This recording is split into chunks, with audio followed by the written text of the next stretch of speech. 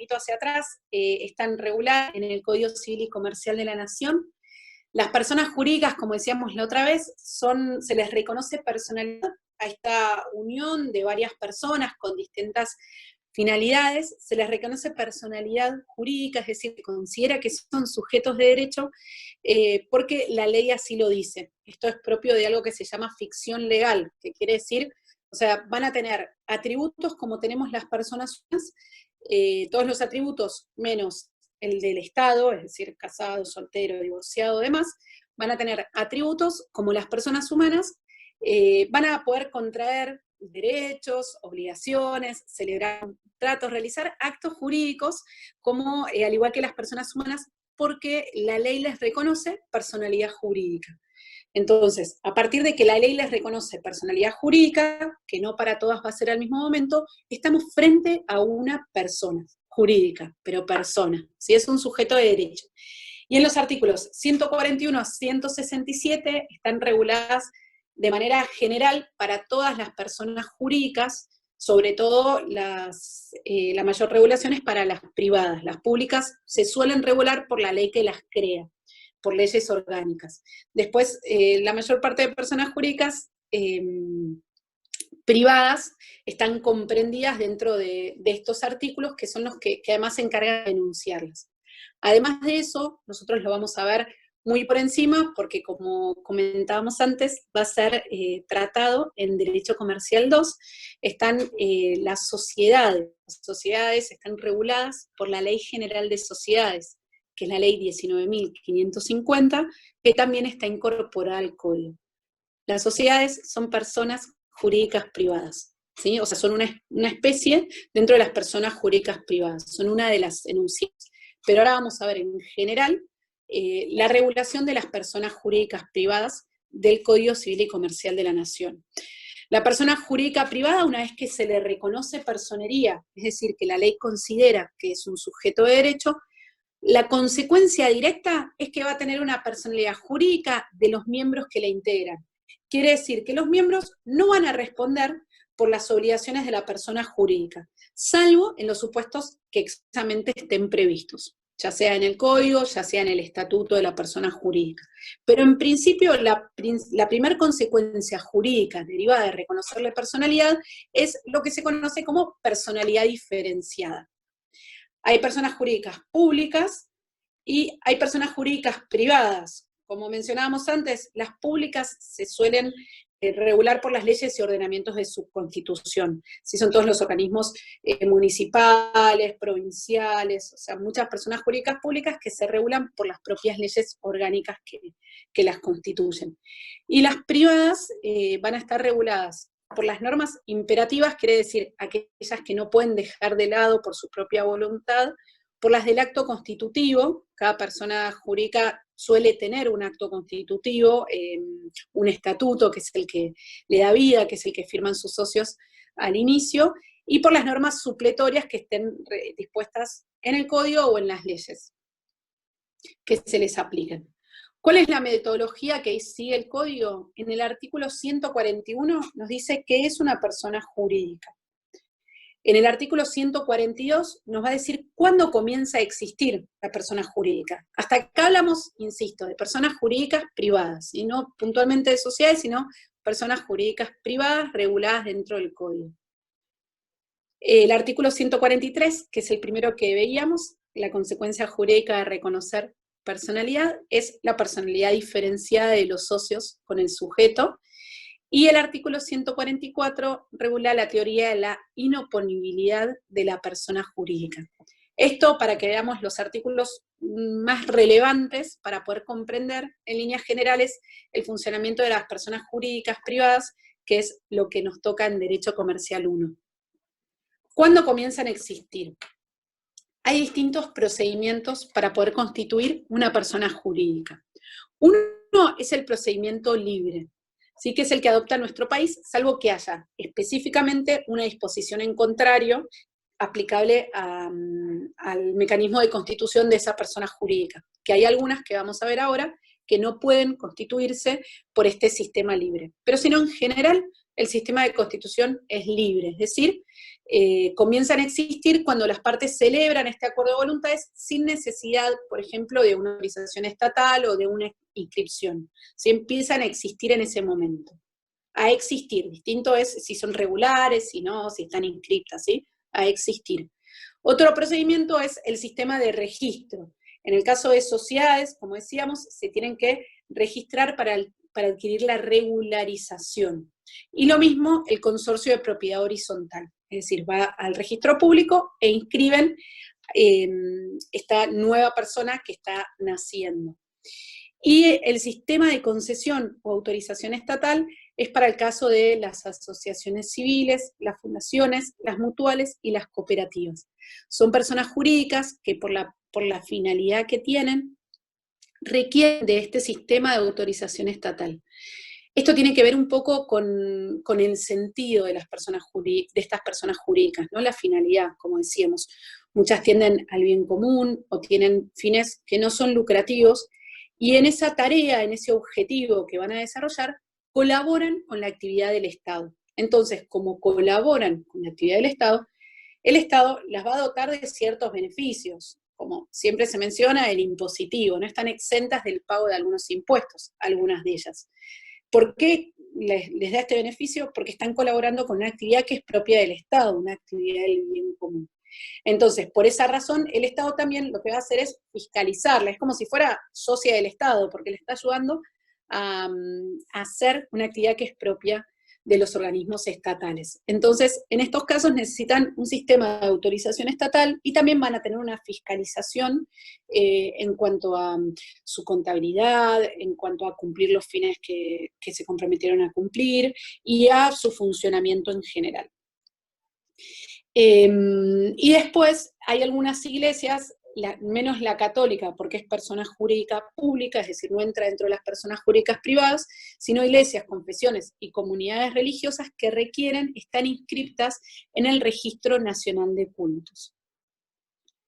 Teoría de la inoponibilidad. Decíamos entonces que una de las consecuencias de reconocer personería jurídica a esta agrupación de personas, por ejemplo, que se unen para hacer una, imagínense, como veníamos hablando antes, se reúnen para desarrollar una actividad empresarial. Entonces este grupo de personas quieren desarrollar esta actividad empresarial y para hacerlo les recomiendan que lo hagan bajo la figura de una sociedad. Entonces van a constituir una sociedad, cada uno va a realizar un aporte y van a constituir, imagínense, una sociedad anónima, ¿sí? Un tipo de persona jurídica privada llamada sociedad anónima. Entonces constituyen una sociedad anónima, cada uno realiza su aporte y esta sociedad anónima va a ser, por lo que decíamos, como consecuencia jurídica del reconocimiento de la personalidad, va a ser un sujeto distinto de los miembros que la integran. Quiere decir, estas personas que querían desarrollar este proyecto empresarial van a integrar un sujeto de derecho llamado sociedad anónima y el proyecto empresarial va a ser llevado adelante, va a ser llevado a cabo por este sujeto de derecho.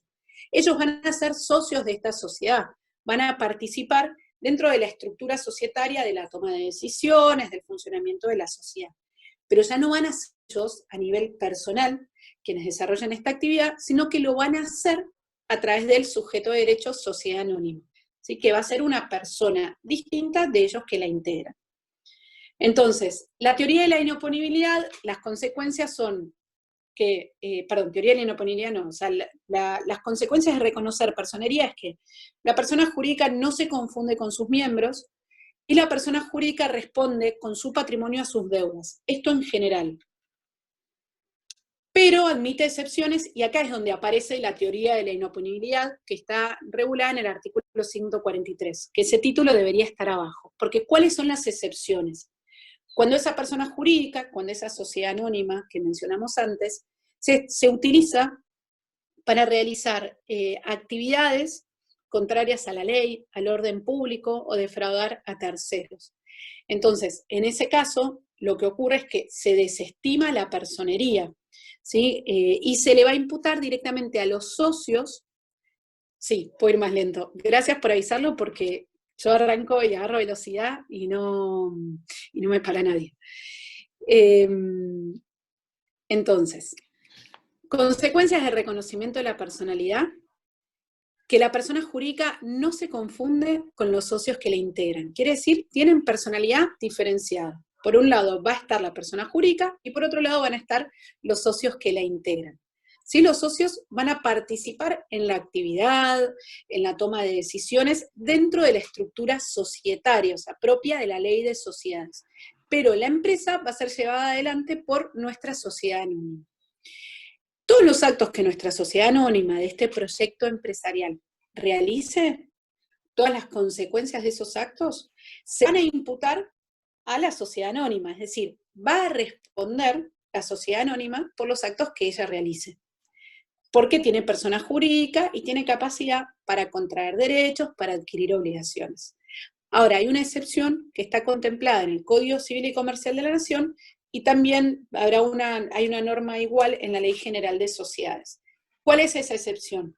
Cuando esa sociedad anónima, por ejemplo, se utiliza para organizar personas que no sé, tengan como finalidad matar a otras. O sea, sabemos que no se puede matar a nadie, que es ilícito matar a alguien que está penado por la ley, y es una sociedad que se dedica a matar personas. Entonces, en este caso, como la sociedad tiene fines o los actos que realiza son contrarios a la ley, no va a responder las consecuencias de esos actos la sociedad anónima, sino directamente los socios que realizaron el acto. Ahora, por eso van a ver que está como ese telón debajo en el PowerPoint. ¿Por qué? Porque la personalidad jurídica crea como un telón, ¿sí? Que ese telón es la estructura societaria. Ahora, cuando se realiza un acto que sea contrario a la ley, a la moral, a las buenas costumbres o de fraude a terceros, ese telón se abre y se le va a imputar directamente al socio que realizó el acto. ¿Sí? Se desestima la personería solo para que responda por el acto que es contrario a los fines de la sociedad. Esto, perdón que Entonces, te interrumpo un poquito, Florencia. Así de paso también te doy aire. vale. Un poco, Jazmín, lo que vimos hasta ahora, entonces, es que las personas jurídicas son distintos la persona jurídica, una vez que se crea, es distinta de sus integrantes, ¿no? La primera persona jurídica dentro del ámbito que ustedes van a ver más representativa que conocemos es el Estado. Después del rey, el Estado actuó a través de instituciones. Sacando el derecho público y llevándolo al derecho privado, las personas jurídicas sirven también para cumplir determinadas funciones, ¿no? Nosotros en materia de comercio vimos que los comerciantes o los empresarios se organizaban a través de asociaciones, de sociedades. También el Estado necesita de estas instituciones como las fundaciones o como las asociaciones o como las cooperativas para poder llevar adelante su función. Y si en la medida que se utilicen para fines lícitos y para los que fueron creados y no estén dentro de o fuera de lo que es el ámbito de la ley, estas personas jurídicas se van a poder diferenciar de sus integrantes. El caso de la inoponibilidad es una consecuencia necesaria de para qué fueron creadas, digamos, ¿no? No fueron para cometer hechos ilícitos, para violar el orden público o para perjudicar a terceros, sino que el objeto tiene que ser lícito, tiene que ser determinado. Sobre esto Florencia va a ir seguramente más adelante en el PowerPoint, pero la teoría de la inoponibilidad justamente permite correr a la persona jurídica porque la persona jurídica no estaba, digamos, no puede ser utilizada para fines que contraríen el ordenamiento, el orden público, o para perjudicar a terceros. ¿Queda claro un poco cómo funciona esto del telón? Que el gráfico está muy bueno, el que aportó la profesora, porque eso de alguna manera muestra un poco cómo se permite ir hacia los integrantes en la medida que se utilice para fines distintos o para perjudicar a terceros o para violar la ley.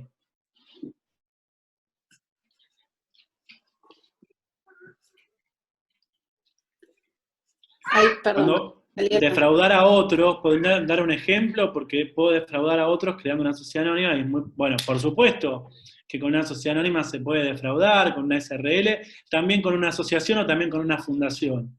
Pero como no son creadas para que uno pueda defraudar, el que sienta que fue defraudado por una sociedad anónima podrá pedir que se aplique la teoría de la inoponibilidad. Pero esto no es una consecuencia necesaria, ¿no? Porque ¿qué es lo que vas a tener que demostrar cuando planteas la inoponibilidad? Que la persona jurídica está siendo utilizada justamente para perjudicar, para violar la ley o para contrariar